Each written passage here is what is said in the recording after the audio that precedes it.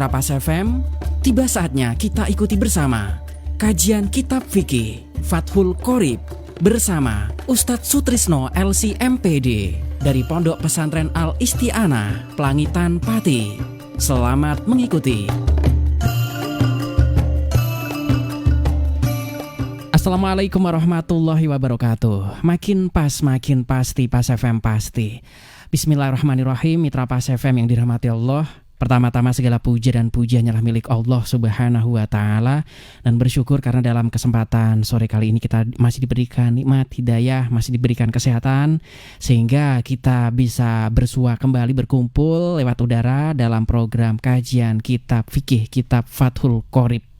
Tak lupa juga sholawat ma'assalam kepada junjungan kita Nabi Allah Muhammad Sallallahu Alaihi Wasallam yang kita nantikan syafaatnya di hari kiamat nanti. Baik Mitra Pas FM yang dirahmati Allah, senang rasanya sore kali ini saya Arif Fanili bisa kembali menjumpai Anda dalam program spesial kajian Kitab Fikih, Kitab Fathul Qorib. Dan fikih ini merupakan ilmu pengetahuan tentang syariah, pengetahuan tentang hukum-hukum perbuatan bagi orang yang mukallaf yang sudah terperinci berdasarkan dalil-dalil dari Al-Quran dan As-Sunnah atau Al-Hadits Mitra Pas. Nah, Kitab Fathul Qorib ini merupakan kitab yang cukup populer di kalangan pesantren, disusun oleh seorang fuqaha Ibnu Qasim Asy-Syafi'i dan disusun sedemikian rupa secara ringkas dan sistematis sehingga enak untuk kita pelajari. Kitab ini merupakan penjelasan dari kitab yang dikarang oleh Al-Qadhi Abu Syuja yaitu Al-Ghuyah wa Taqrib. Dan sore kali ini kita sudah sampai pada hal yang cukup penting untuk kita bahas, yaitu hal-hal yang mewajibkan mandi. Nah, untuk itu sudah rawuh di Studio 1 Radio Pas FM Pati narasumber kita ada Ustadz Sutrisno LC MPD, dan saya ingatkan untuk Anda bisa berkirim SMS ataupun juga WhatsApp ya, ataupun juga voice note Anda. Kalau voice note saya sarankan untuk mendekatkan suara Anda ke HP Anda supaya nanti suaranya lebih jernih, lebih bisa enak kami terima dan kami udarakan Mitra Pas. Nanti Anda kirim ke 085277999101 dan untuk teleponnya bisa Anda manfaatkan di 0295385877. Sekali lagi ini cukup menarik karena kita membahas hal-hal yang mewajibkan mandi itu apa saja. Saya coba sapa Ustadz Sutrisno LC MPD dari Pondok Pesantren Al Isti'anah Pati. Assalamualaikum warahmatullahi wabarakatuh Ustadz. Waalaikumsalam warahmatullahi wabarakatuh. Monggo Ustadz. Assalamualaikum warahmatullahi wabarakatuh. Alhamdulillahilladzi an'amana bi ni'matil imani wal islam. Asyhadu an la ilaha illallah wa asyhadu anna Sayyidana Muhammadan abduhu wa rasuluh, amma ba'du. Pendengar Radio Pas FM yang berbahagia, kita jumpa lagi dalam kajian fikih Fathul Qorib. Untuk kali ini kita akan membahas tentang perkara yang mewajibkan mandi. Mudah-mudahan dengan kajian ini menjadikan berkah ilmu kita dan manfaat, amin ya rabbal alamin.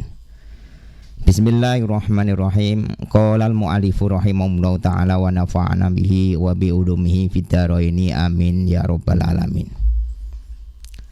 Faslun fi mujibil ghusli. Di fasal tentang perkara yang mewajibkan mandi. Wal ghuslu utawi atus lugotan ing dalam cara bahasa iku sayala nulmai ngilake banyu ala syai'i ing atase suwi-wiji mutlaqon kelawan mutlak. Wa syara'an wa amma ghuslu syara'an iku saya lenuhu ngilake ma'ala jami'il badani ing atase sekabehane badan oleh ngilake banyu, nekakno banyu mau biniatin kelawan niat mahsusotin kang den khususake. Jadi mandi sendiri itu ada pengertian dari mandi, mengalirkan air secara bahasa, secara syarak mengalirkan air ke semua badan dari ujung rambut sampai ujung kaki, semua terairi oleh air biniatin mahsusotin. Harus ada niat secara khusus. Niatnya apa? Oh, nanti ada niat untuk menghilangkan hadas besar, ada niat yang lain. Nanti kita akan kaji tentang masalah mandi. Walazi utai perkara yujibu kang majibake apa alladzi al-ghusla ing atus. Iku sitatu asya'a ana 6 pira-pira suwiji. Salah satun utawi kang telu minha sangka sitah iku tashtariku sekutunan. Fiha ing dalem salasah sapa arijalu pira-pira wong lanang wanisa ulan pira-pira wong wadon. Jadi perkara yang mewajibkan mandi itu ada 6. Dari 6 ini dibagi menjadi 2 bagian. Artinya yang 3 ini memang diperuntukkan untuk laki-laki dan wanita khusus. Nanti yang 3 nanti dikhususkan untuk yang perempuan. Cakupan yang pertama di sini ada 3 yang memang diperuntukkan untuk ar-rijal dan juga an-nisa. Wahia utai salasah iku iltiqaul khitanaini, tetemunane khitan loro. Khitanur rajul wan nisa wal mar'ah. Wayu abbarulah dan tembungake apa an hadal iltiqa sangka iki lah tetemunan bi ilaji hayyin kelawan nglebokake wong urip wadihin kang pertera. Goya bakang ngeblesake sapa hayyin hasyafatal zakari ing hasyafae zakar minhu sangka hayyin. Au qadroha utawa kadare hasyafah min tu iha songko kapegote hasyafah fi farjin ing dalam farji. Jadi yang pertama iltiqaul khitana ini di sini ada tetemunane khitan loro antarane wong lanang kalian wong wadon. Iltiqa di sini adalah bi ilaji hayyin. Oleh nglebokake wong urip wadihin dilebokno hasyafai dzakar utawa qadruha ai kadare dzakar Adare hasyafah niku di napa dilebokake fi farjin. Nah iki yang menyebabkan apa? Menyebabkan mandi baik laki-laki maupun perempuan. Nah harus ingat ada bi'ilaji hayyin. Oleh nglebokake wong kang urip. Wa yasiru dadi sapa al adamiu anak Adam. Al muliju nglebokake fihi ing dalem hayyin iku junuban junub bi'ilajin. Bi'ilaji makelawan nglebokake perkara zukira kang den tutur apa mah.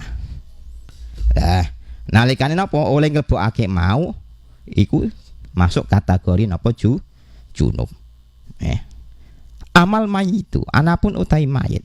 Iku fala yu'adu mongko ora den baleni apa gusluhu oleh ngedusi mayit bi'ilajin kelawan nglebokake fi ing dalem mayit. Berbeda dengan mayit.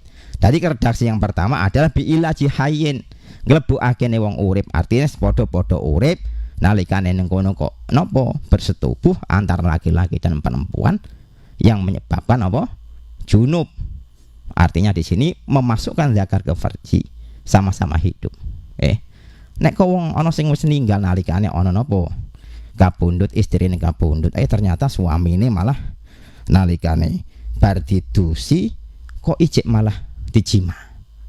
Lah nek sing sampun dipun dusi mau mayit mau iku ora keterapan napa didusi meneh mboten. Tapi yang ketetapan hukum mandi adalah orang yang hidup yang memasukkan zakarnya ke farjinya mayit. Nah niki. Wa amal khungsa anapun utawi khungsa wong wandu al muskilu kang muskil iku falagu salam monggo ora ana adus iku maujud alih ing atase khungsa bi'ilaji hasyafatihi kelawan nglebokake hasyafai khungsa wala lan ora adus bi'ilajin kelawan nglebokake fi kubuluhi ing dalem kubule khungsa niku kemarin kita sampaikan khungsa itu sudah ditakdir oleh Allah mempunyai 2 alat kelamin mempunyai 2 alat kelamin dimasukkan sendiri seandainya kalau di situ bisa maka itu tidak kewajiban hukum mandi kecuali nanti dia memasukkan dengan suaminya atau dengan istrinya yang apa benar-benar orang lain di situ tidak dirinya sendiri. Nah itu ketetapan hukum mandi. Wa minal mustariki lan setengah sangka sekuton meneh yang kedua. Jadi yang pertama iltiqaul khitanin ingzalun mani khurujul mani metune mani min syahsin sangka awa-awaan bi ghairi ilajin kelawan tanpa nglebokake. Wa in qala lan senajan sithik apa almani mani kaktroten kaya dene sak tetes. Ya niki harus bisa membedakan. Yang pertama adalah iltiqaul khitanaini. Kata-kata iltiqaul khitanaini di sini adalah bertemunya dua alat kelamin antara laki-laki dan perempuan. Walaupun di situ tidak ingzal.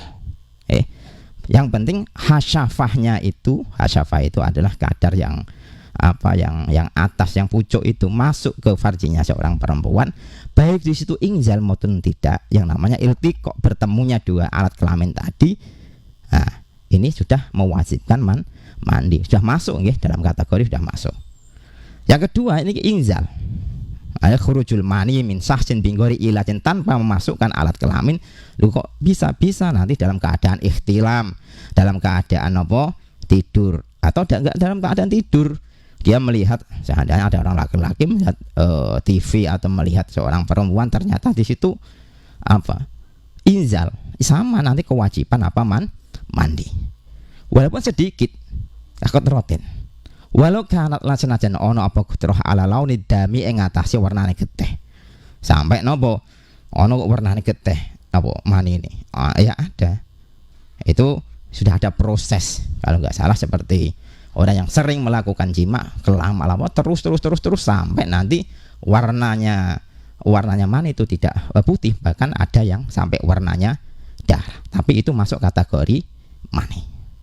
Walau kana lan senajan ono apa al khariju perkara kang metu bi jimain iku sebab kelawan jima au gharihi utawa salian jima. Lah niki nggih. Lah al kharij mani yang keluar tadi itu baik dalam keadaan jima maupun selainnya. Selainnya kok bisa tadi yang kami sampaikan, kadang niku nggih mani niku nggih medal tanpa ikhtilam, tanpa mimpi. Entah itu dalam bentuk apapun keluarnya. Baik nanti dalam melihat sesuatu atau dikeluarkan sendiri dalam bentuk keharaman atau tidak, itu tetap kewajiban mandi. Via qadatin. Lah niki dalam keadaan terbangun sadar au naumin atau turu. Bisyahwatin au ghairiha. Ini kategori ini. Bisyahwatin kelawan syahwat au ghairiha utawa salian baik itu syahwat ataupun tidak. Kalau memang keluarnya itu sudah keluar mani, maka hukumnya kewajiban mandi. Min tariqihi al-mu'tadi au ghairihi. Sangko dalane sing keluare mani al-mu'tad yang sudah terbiasa au ghairihi. Kaning kasara kaya dene wecah apa solbuhu iku wekase man. Fa kharaja monggo metu apa manihu manine man. Wa minal mustahiqi meneh sangka perkara sing nyekutoni al mautu utawi mati. Lah kewajiban yang ketiga ketika maut ini memang baik laki-laki maupun perempuan, termasuk istiraq baina rajul lan mar'ah kabeh masuk kategori maut. Illa fi syahidi kejaba ing dalem wong kang mati syahid. Lah nek sing mati syahid di situ tidak ada kewajiban untuk dimandikan. Mati syahid niku pripun? Mati syahid niku pertama wong sing dalam keadaan perang sabilillah. Perang sing bener-bener merangi wong kufar, wong kafir nggih. Bener-bener ora kok napa sing diperangi iki padha-padha Islam mboten. Sing diperangi padha bener-bener wong kafir, dia dalam keadaan ini zaman apa? Zaman riyen, zaman Nabi. Bener-bener perang niku ngadepi wong kafir. Kok kapundhut mpun. Terus napa? Mboten usah dimandikan. Karena baune darah itu akan berubah menjadi wangi sebagai syahadah saksi di hari kiamat. Wonten meneh bayi sing cilik nalikane teng wadarane ibu niku tesih dalam keadaan urung apa dalam keadaan ketika keluar sudah meninggal, urung pernah jerit ketika pas metune. Namun itu termasuk bagian dari syahid. Wa minal mustariki al mautu ila fi syahidin. Wa salah satun, nah yang tiga lagi, utawi kang telu iku tahtasu. Dadi khusus apa pihak kelawan salasah sapa an-nisa'u pira-pira wong wadon.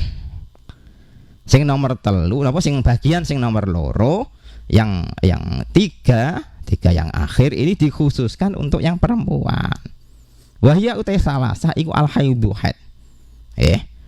Itu dalam keadaan haid rampung, dia itu memang kewajiban mandi. Adamu al khariju. Nanti ada pembahasan khusus untuk masalah haid. Tapi paling tidak kita harus mengetahui kadar haid itu bagaimana.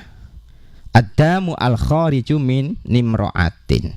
Jadi dam yang keluar, darah yang keluar dari seorang perempuan balanggot kan temeka sapa mar'ah tis asinina ing 9 tahun. Nah ini kategori darah yang keluar, bukan semua darah keluar dari seorang perempuan dikatakan haid, mboten. Nanti ada darah keluar dari hidung mimisan dikatakan haid, mboten. Darah yang keluar dari virginnya seorang perempuan itu pun nanti masih ada pemisah-pemisah. Apakah itu masuk darah haid atau istihadah atau darah apa? Itu ada nanti pembahasan khusus. Tapi paling tidak apabila seorang perempuan sudah balanggot tis asinina, ini pun tis asina 9 tahun seorang perempuan, kalau seandainya keluarnya itu sebelum 9 tahun bagaimana? Nah ini secara hukum dalam kitab haid khusus haid di situ, kalau memang keluarnya itu sebelum 9 tahun tapi kadarnya itu masih bisa, nah ini ya, kurangnya itu waktu yang bisa digunakan untuk suci dan haid, itu masuk kategori apa? Darah haid. Artinya darah yang keluar sebelum 9 tahun itu hitungan hari cuma 15 hari ya. Dari 1 hari, 2 hari sampai 10 sampai 15 itu masuk kategori haid. Tapi kalau sudah keluar dari 16 hari, artinya sebelum 16 hari atau 17 hari umurnya 9 tahun, maka itu dikategorikan darah istihadah atau darah fasad, belum masuk kategori darah haid. Nah, untuk yang rampung haid, dan ini saya tambah sedikit untuk yang haid. Kadang nanti ketika seorang perempuan itu keluar darah haid, seandainya seperti ini ya, jam 5, ternyata dia jam 5 kok malah belum sholat asar. Jam 5 belum sholat asar, ujuk-ujuk ketekanan apa? Haid. Dia ini meninggalkan satu sholatan, kefarduan yang ditinggalkan adalah sholat asar. Sholat asar. Maka kalau besok sudah selesai haid, dia kewajiban untuk mengondoi sholat asar, karena keluarnya darah itu sudah masuk waktunya asar. Berbeda kalau keluarnya tadi, ternyata keluar jam 4, tapi dia sudah sholat apa? Sholat asar sebelumnya, maka tidak ketetapan hukum mengkondoi karena sudah dikerjakan. Ini yang pembahasan haid. Besok ada khusus untuk pembahasan haid. Wanisfasu lan nifas. Wa huwa ta'an nifas iku adamu geteh al khariju kang metu akibal wiladati ing dalem ngiring-ngiringi wiladah atau nglahirake. Yang kedua adalah nifas khusus untuk perempuan, laki-laki enggak ada nifas, darah yang keluar ketika saat selesai melahirkan, ada darah yang keluar itu dinamakan darah apa?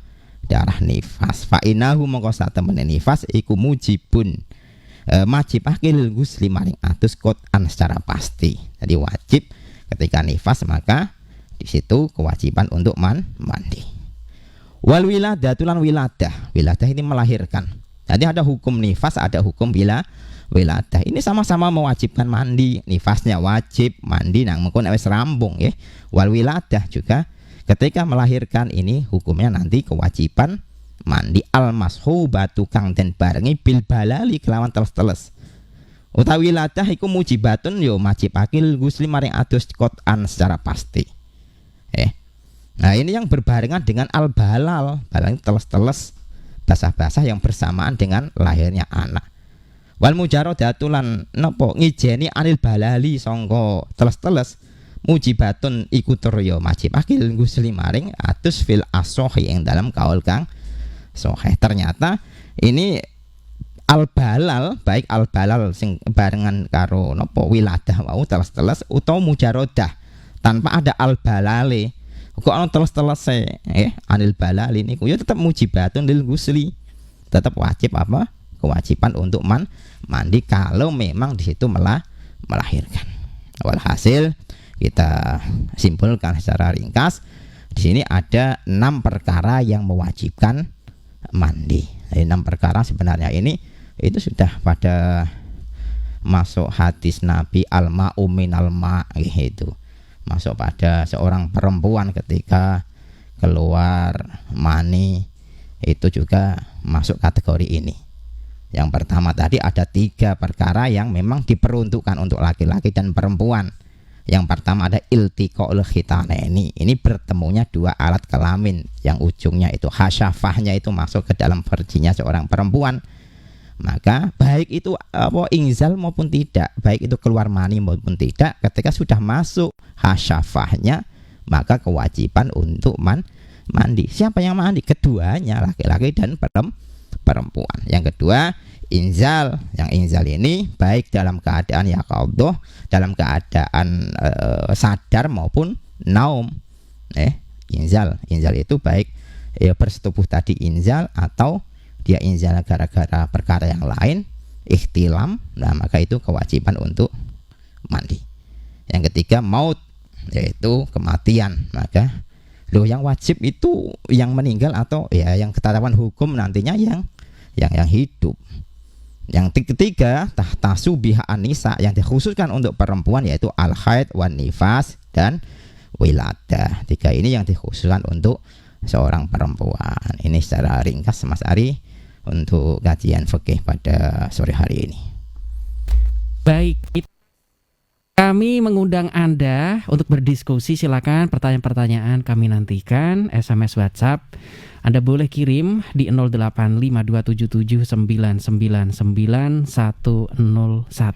Untuk telepon bisa Anda manfaatkan juga di 0295385877. Kebetulan sore kali ini cukup penting untuk kita bahas ya tentang hal-hal yang berkaitan tentang mewajibkannya wudhu Mitra Pas. Dan tentunya untuk Anda yang sudah bergabung, saya akan uraikan satu persatu pertanyaan-pertanyaan yang sudah masuk di 085277999101 ataupun Anda bisa kirim voice note Anda untuk mendekatkan suara Anda ke HP supaya nanti suaranya lebih jernih dan rajinnya sedikit dikecilkan ya supaya nanti tidak feedback Mitra Pas. Kemudian kalau Anda sudah rekam, Anda kirim ke WhatsApp kami di 085277999101. Untuk telepon sekali lagi di 0295385877. Dan sore kali ini yang sudah bergabung, Assalamualaikum warahmatullahi wabarakatuh Ustadz. Waalaikumsalam warahmatullahi wabarakatuh. Baik, begini Ustadz, untuk yang dimaksud mimpi basah itu seperti apa ya? Karena kan ketika kita menjelaskan kepada putra putri kita, artinya mimpi basah ini kadang kita sulit untuk menjelaskan yang gamblang, karena terkadang ini kan kita takut itu saru seperti itu Ustadz. Yang enak itu bahasanya seperti apa? Karena kalau mimpi basah ini kan samar, mohon pencerahannya Ustadz. Monggo, ini susah juga ini, monggo. Untuk pembahasan mimpi basah, kita juga harus mengetahui kadar seorang laki-laki dan perempuan kapan waktunya itu ikhtilam. Kata-kata mimpi basah itu kan untuk mempermudah bahasa kita, atau ikhtilam bahasa Arabnya di situ keluar mani di saat tidur.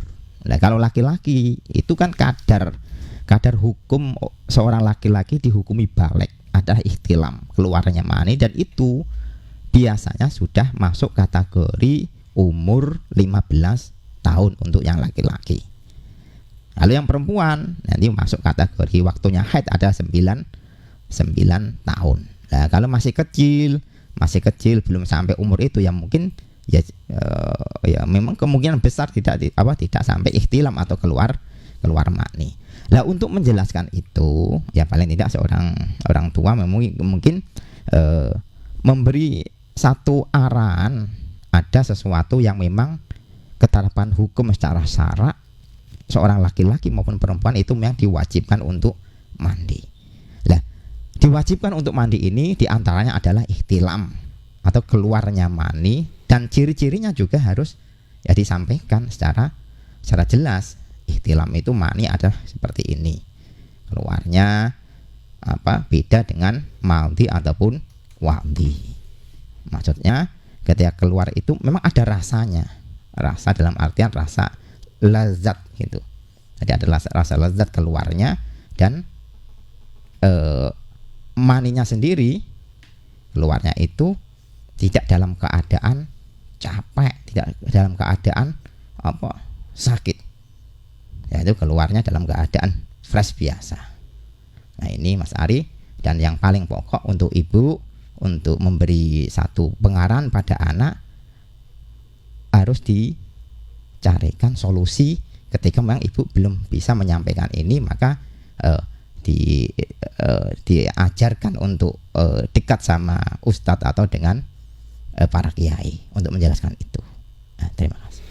Baik, yang sudah bergabung kembali, kalau misalkan Anda keberatan untuk menyebutkan nama, ditulis hamba Allah saja, tidak apa-apa Mitra Pas ya. Nanti akan tetap saya baca. Asal ada kaitannya dengan bahasan yang kita udarakan, yaitu tentang hal-hal yang mewajibkan untuk mandi. Oke, yang sudah bergabung ini baik dari Mas Faiz. Assalamualaikum warahmatullahi wabarakatuh, Ustadz. Waalaikumsalam warahmatullahi wabarakatuh. Oke, ini yang berkaitan tentang mimpi kembali. Ketika orang dewasa mimpi melakukan hubungan dewasa, dalam kurung hubungan pasutri, entah itu dengan siapapun, tetapi bertemunya dua hitanan yang dimaksud tadi, meskipun tidak mengeluarkan mani, apakah itu juga sudah berkewajiban untuk menunaikan mandi? Karena memang ini yang berkaitan tentang mimpi, tetapi sudah terbangun pada saat belum keluar maninya. Mohon pencerahannya, Ustadz, dari Pak Faiz atau Mas Faiz di Pati. Monggo Ustadz. Iya, untuk ini masuk pada kategori salah satu tashtariku fiha arijal wan nisa. Iltiqaul khitanaini yang dikendaki di sini adalah secara dhahir, iltiqaul khitanaini ini di sini ketika bertemunya dua alat kelamin laki-laki perempuan, aibi qadri khasyafah tadi masuk ke farjinya seorang perempuan dalam keadaan dhahirah. Kalau dalam keadaan mimpi ini tidak diiktibar, tidak masuk pada iltiqaul khitanaini. Cuma kalau memang sampai inzal ihtilam, situ inzal ya maka kewajiban untuk mandi. Tapi kalau tidak sampai inzal, maka tidak sampai ketetapan hukum mandi, karena itu hanya sekedar mimpi. Yang menjadikan kewajiban mandi itu adalah ihtilamnya atau inzalnya tadi. Kalau enggak, maka tidak sampai ketetapan hukum wajib mandi. Begitu. Oke, ini ada yang tanya tentang mimpi, tapi apakah ada hubungannya? BA lagi nih Ustadz dari Mas Faiz tadi. Untuk mimpi yang sedemikian tadi, apakah itu mimpinya dari setan atau iblis Ustadz? Karena kan melakukan hubungan pasutri dalam mimpi. Saya pernah mendapatkan ada tulisan seperti itu soalnya penjelasannya Ustadz. Ini gimana nih? Monggo ini. Oh ya, untuk masalah itu dari setan atau dari iblis, semuanya itu adalah kehendak Allah Subhanahu wa taala. Tetapi kalau kita tidurnya dalam keadaan berwudu, tidurnya dalam keadaan baca doa, apapun itu nanti yang mimpi-mimpi yang kita pas kita lakukan dalam keadaan tidur itu ya atas kehendak Allah Subhanahu wa taala. Intinya saya sarankan untuk Mas Faiz kalau mau tidur diusahakan untuk berwudu dulu. Paling tidak kita membaca doa seperti itu. Oke, selanjutnya Mitra Pas, kalau Anda keberatan untuk namanya kami bahas, karena ini kan judulnya atau topik yang kita bahas, mungkin ada beberapa orang yang berkaitan tentang mandi ini kan luar biasa. Anda nggak apa-apa ya, ditulis hamba Allah saja, nanti kita tidak bacakan kok ya. Yang sudah bergabung ini hamba Allah dari Perakitan. Assalamualaikum warahmatullahi wabarakatuh Ustadz. Waalaikumsalam warahmatullahi wabarakatuh. Oke, Ustadz, saya bermimpi tetapi sampai lupa nggak mandi menghilangkan hadas besar. Nah, mungkin mimpinya melakukan hubungan seperti itu dan sampai injal seperti yang Ustadz.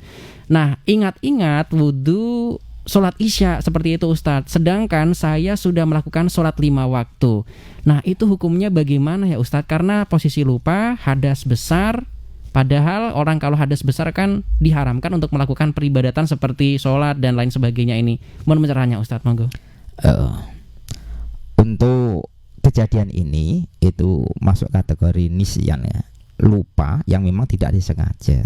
Kalau lupa tidak disengaja itu kan sebagian dari undur, artinya tidak ketetapan hukum, tapi perlu diingat lupanya ini langsung lupa atau dia sudah ingat ketika inzal, mimpi, ihtilam tadi, bangun terus dia nyantai dulu, nanti. Nah, Mandinya nanti. Nanti ya.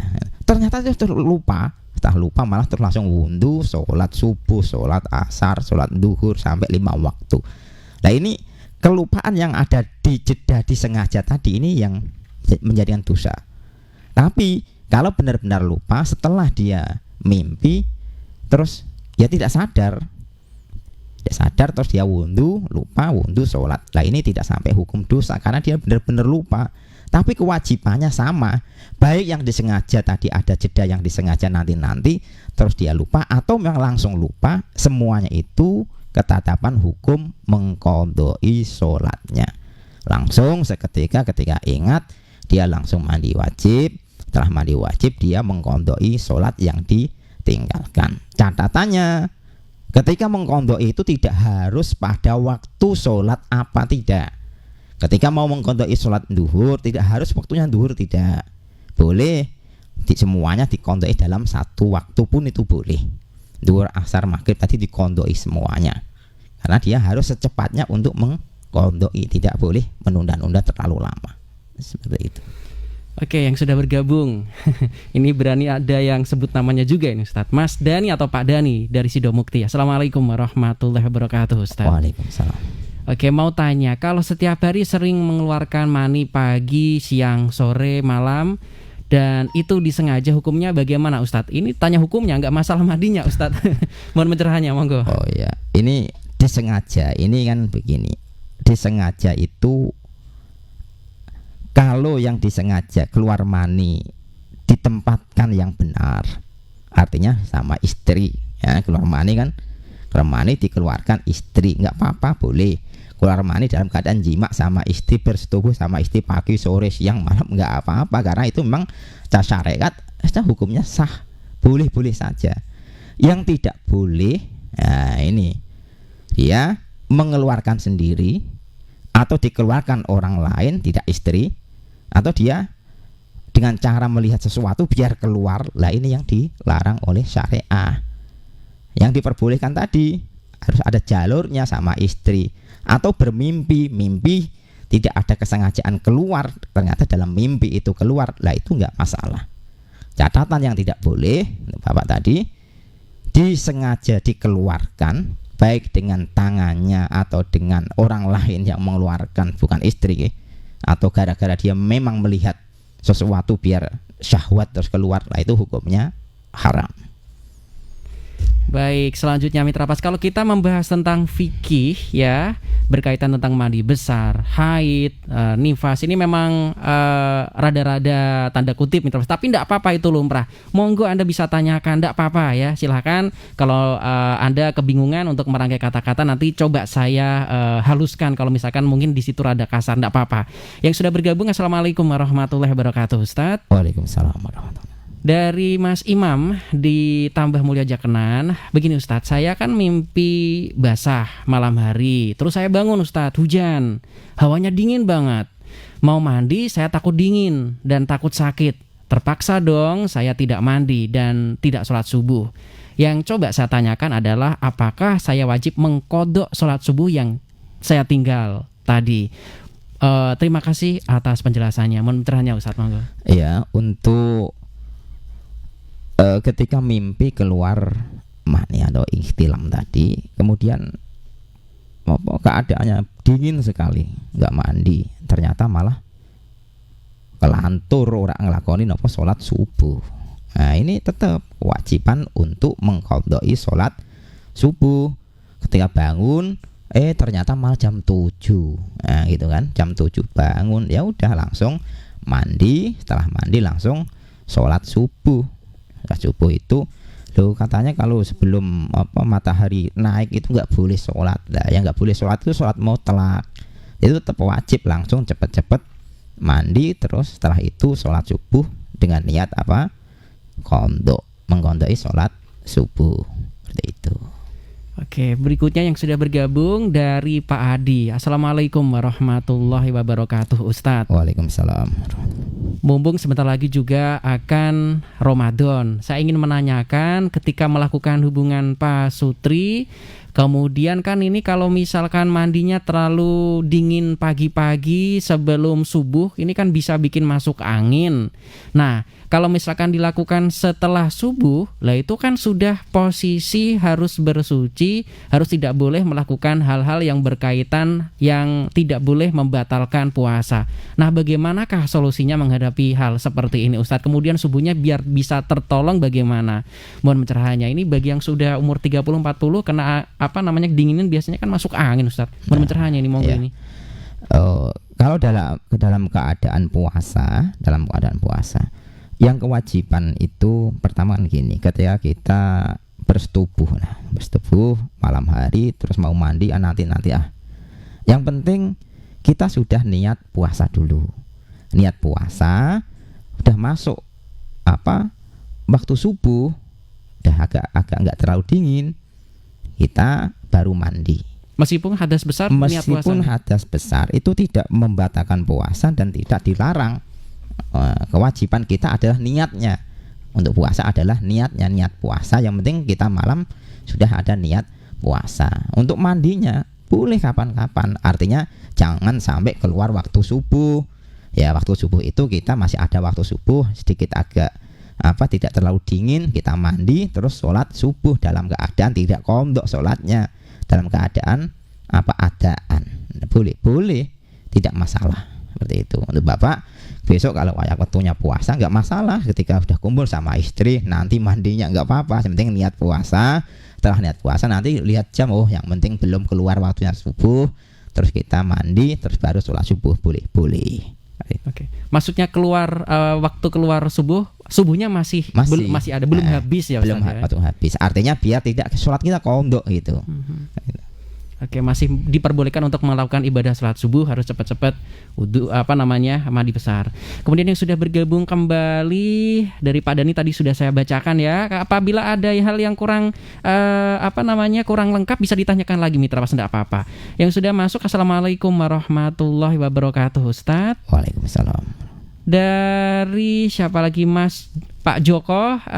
Begini Ustadz, yang di media sosial kan ramai kajian Gus Baha itu, katanya ketika kita mandi besar itu dibasahi dulu semuanya, jangan disampo menggunakan sampo dulu, khawatir kalau misalkan nanti malah ketutup sampo. Maksudnya seperti apa nggih Ustadz, biar mandi besar kita itu sah secara fikih? Mohon pencerahannya Ustadz. Iya. Penting juga ini. Untuk tata caranya seperti ini tadi kan. Pembahasan kita hanya wajib atau tidak itu. Tata cara seperti ini.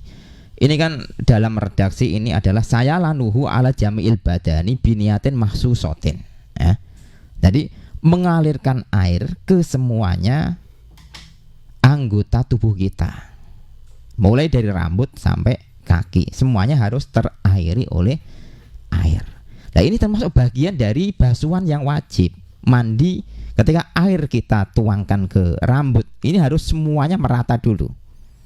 Semuanya harus merata, karena basuhan ini adalah basuhan wajib. Yang di media sosial tadi benar. Artinya jangan kita langsung kasih sampo dan lainnya, nanti airnya sudah berubah dengan air sampo tadi. Jadi basuhan pertama dengan niat nawaitul ghusla li raf'il hadatsil akbari fardholillahi ta'ala. Basuhan kalau bisa semuanya dibasuh dulu, baru setelah itu disampo dan lain sebagainya. Tapi kalau secara terperinci cara mandinya nanti ada, pertama kita pakai tangan dibasuh dulu, kemaluan dibersihkan dulu, semuanya dalam keadaan bersih sampai beliau Nabi saat itu pun dalam keadaan wudhu dulu, bahkan seperti itu. Kemudian baru dibasuh secara keseluruhan. Yang penting kita membasuh hukum-hukum yang fardu itu memang harus semuanya dalam keadaan airnya harus tidak air mustakmal juga. Yang kemarin untuk yang air mustakmal, ya ini mandi wajib kita tidak gunakan untuk air yang mustakmal, air sedikit kita gunakan untuk mandi wajib. Nah ini bahaya kalau nanti airnya kembali ke ember lah, ini nanti mustakmal seperti itu. Saya mau closing Ustadz, tetapi makin banyak ini yang semakin penasaran. Tidak apa-apa, silahkan. Ini penting untuk Anda Mitra Pas, karena fikih ini harus dikuasai siapapun, karena ini dipraktekkan langsung oleh pribadi-pribadi ya. Yang sudah bergabung, Assalamualaikum warahmatullahi wabarakatuh Ustadz. Waalaikumsalam. Oke, saya bacakan dari hamba Allah saja. Begini Ustadz, saya kan umur 18 tahun Ustadz, tetapi saya sering mengeluarkan mani dan saya sengaja. Tetapi saya sesudah mengeluarkan terus mandi besar. Apakah prakteknya betul seperti itu atau bagaimana Ustadz? Mohon pencerahannya. Monggo Ustadz.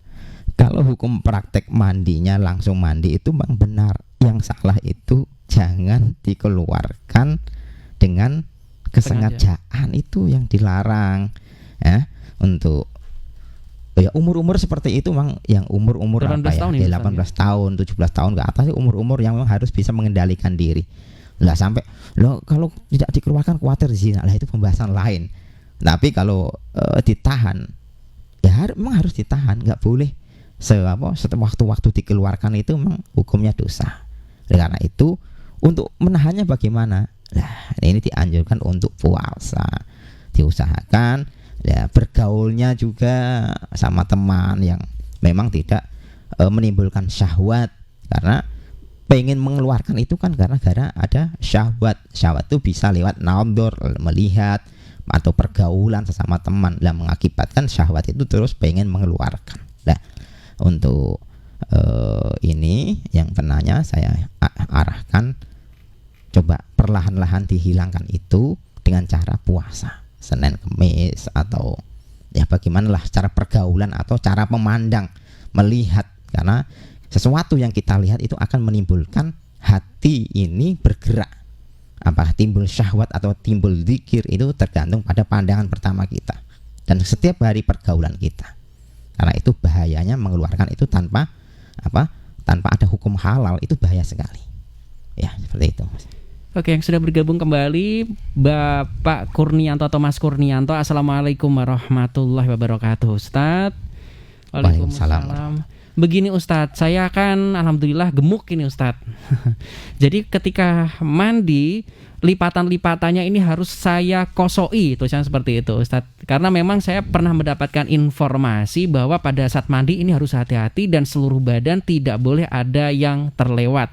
Lipatan-lipatan kulit saya yang gemuk ini sudah sedemikian rupa berusaha untuk saya basuh dengan air.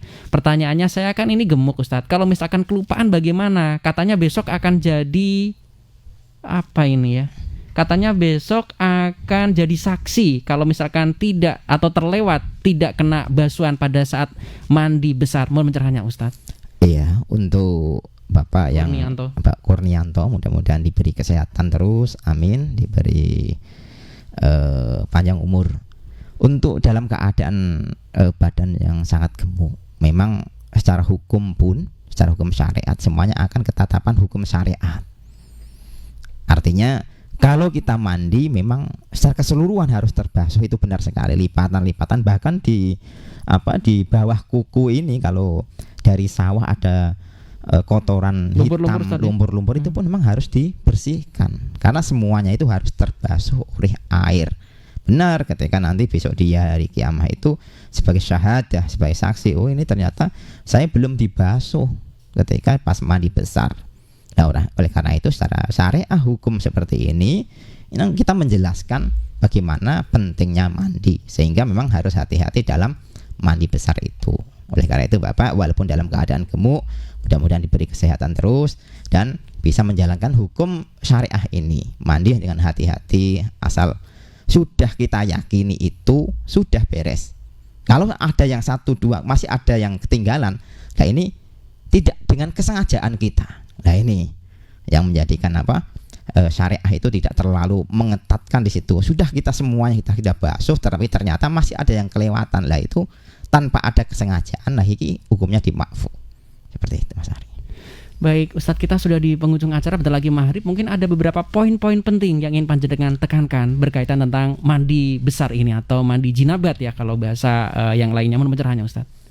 Ya, untuk sore kali ini alhamdulillah banyak sekali permasalahan-permasalahan yang kita hadapi. Mudah-mudahan dalam kajian fikih sore hari ini untuk bab atau fasal sesuatu yang mewajibkan mandi yang kelihatannya ini remeh, kelihatannya sepele, tapi sebenarnya ini sangat penting sekali karena berhubungan dengan keseharian kita. Oleh karena itu, para pendengar Radio Pas FM, marilah kita menjalankan segala sesuatu yang kita lakukan setiap hari dengan tuntunan syariah. Karena termasuk kajian fikih ini, alhamdulillah bisa mencerahkan segala permasalahan-permasalahan yang ada. Saya kira ini Mas Ari, mudah-mudahan berkah dan manfaat untuk kita semuanya. Ihdinas siratal mustaqim. Assalamualaikum warahmatullahi wabarakatuh. Waalaikumsalam warahmatullahi wabarakatuh. Mitra Pas, kajian kitab fikih, kitab Fathul Qorib, insya Allah bisa Anda simak setiap hari Selasa dari jam 5 sore hingga jelang maghrib tiba. Jangan merasa cepat-cepat untuk merasa tidak tahu, karena kajian-kajian di banyak media bisa Anda akses. Masjid-masjid terbuka lebar, semuanya diberikan secara gratis, Mitra Pas ya. Sehingga orang yang mengaku tidak tahu mungkin insya Allah juga akan tertolak di hari kiamat nanti. Yang jelas Anda harus berusaha untuk mencari tahu. Dan tetap stay tune terus di 101 FM Radio Pas Pati, saluran informasi warga Pati. Semoga kita senantiasa diberikan kekuatan untuk mencari ilmu yang berkaitan tentang fikih, berkaitan tentang kewajiban kita sebagai makhluk secara pribadi, sehingga kita bisa mengurus diri kita sendiri dalam beribadah kepada Allah Subhanahu wa taala. Saya Rifanili beserta kerabat kerja Radio Pas FM Pati pamit undur diri. Terima kasih untuk kebersamaan Anda. Dan informasi Pas FM pasti. Wassalamualaikum warahmatullahi wabarakatuh. Mitra Pas FM, baru saja kita ikuti bersama kajian kitab fikih Fathul Qorib bersama Ustadz Sutrisno LC MPD dari Pondok Pesantren Al Isti'anah, Pelangitan Pati. Sampai jumpa dalam program kajian kitab berikutnya.